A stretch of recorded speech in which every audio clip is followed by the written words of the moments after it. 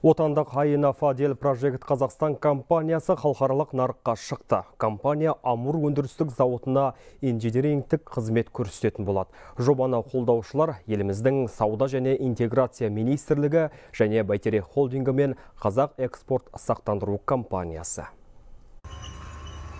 Құрылғанына 6 жыл болған Infradel Projects Қазақстан компаниясы мұнай және газ саласындағы алпауыт серіктестермен жұмыс істейді. Негізінен отандық өндіріс орындары мен кәсіпорындарға инженерингтік қызмет көрсетеді. Енді Қазақ экспорт сақтандыру компаниясының қолдауымен көрші мемлекеттің нарығына шықты.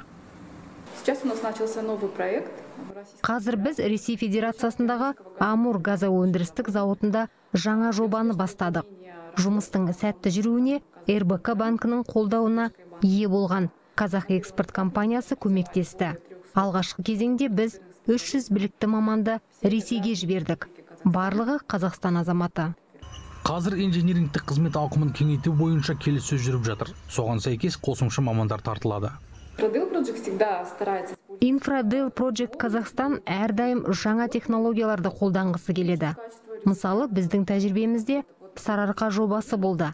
Тапсырыс берушімен бірге көлденең бұрғылау әдісін қолдануды жөн санадық. Нәтижесінде жұмыс уақыты қысқарып, шығындар азайды. Әрі қауіпсіз.